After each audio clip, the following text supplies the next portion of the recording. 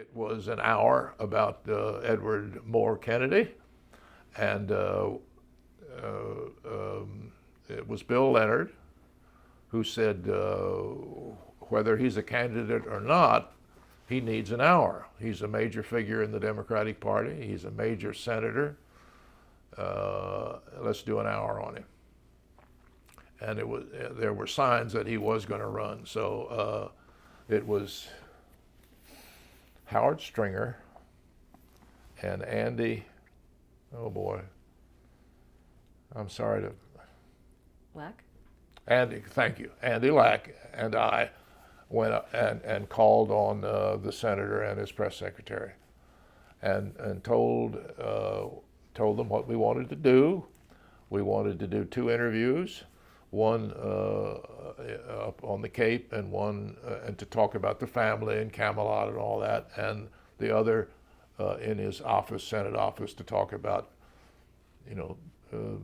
Senate matters and politics, one thing and another. And he agreed, and so during that summer, we got full cooperation, and Andy and his film crew got him in the office, got him off on a camping trip with his kids and all, the 10, 15 kids on the bus and rolling out of Hyannisport, and got all the cutaway stuff, and I was that summer substituting for Cronkite, but at the same time I was working, getting ready for the interview, and so we all flew up to the Cape, and we sat down, but the senator had never done a major, had never had done about him a major documentary. He would appear only on select occasions on Face the Nation or Meet the Press when he wanted to push some particular story or legislation, but he never sat down for a major interview. And but he had agreed, and so off we went. And the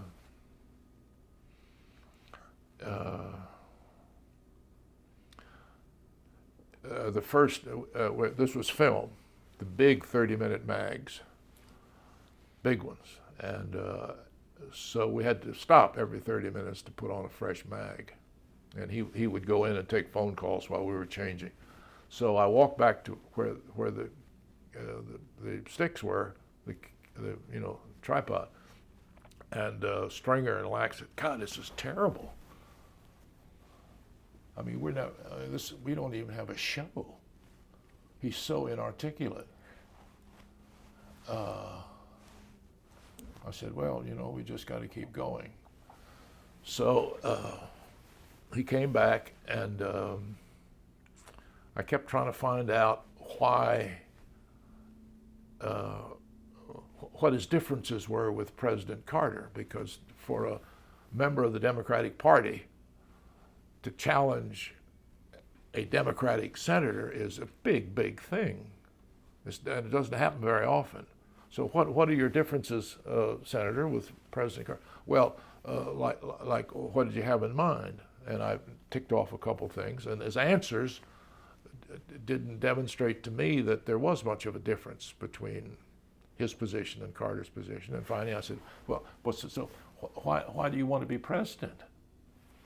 And then here came that 386-word answer, or whatever it was, that made no sense at all. And it was like, I want to be president because the sky is blue and the grass is green, da-dee-da-dee-da. And we just thought the answer was just awful. But anyway, that's what we had. And then we went, a couple of weeks later, we went and had another interview in his office. And that was about legislation and one thing and another. And the press secretary called and said, the senator would like to do another interview because he didn't think the first time. I said, "Well, we've already done the 2. And they wanted to make me think that they were offering to do a second interview. They'd already agreed to do the second interview, so we didn't do a second interview. So I spent that fall then writing, and I was back in the bureau in Washington, and ran into Steve Smith, the brother-in-law, who was walking over to rented space for the Kennedy campaign, and I said, "Where are you going?" He said, "We're announcing formation of an exploratory committee." I said, "Steve, I mean, oh yeah, I guess I should have told you." So I immediately went back and called Bill Leonard and said, in effect, Teddy is announcing, which meant that this documentary we were still working on would now be subject to equal time. And that meant our lawyers would get a hold of it, and they'd say, you have to cut it up and drop it into the evening news. That way you escape the restrictions of equal time. And we couldn't, and Leonard said, no, we're not going to do that. We're going to run it. We're going to run it. We're going to run it next Sunday night before his formal announcement. So Leonard was really good and tough. And so,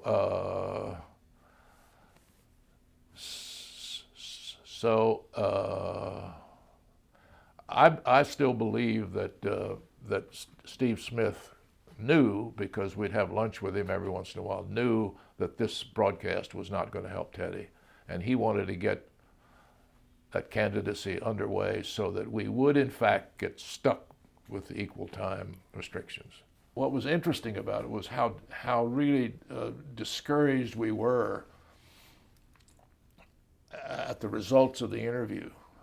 But once you took it into a screening room and you saw this sort of sculpted Irish face on the screen, unable to articulate why he wanted to be president, everybody said, God almighty, he doesn't know. And I don't think he did. I think he probably almost assumed that he would ascend to the nomination. That the family history being what it was, that he was due to run,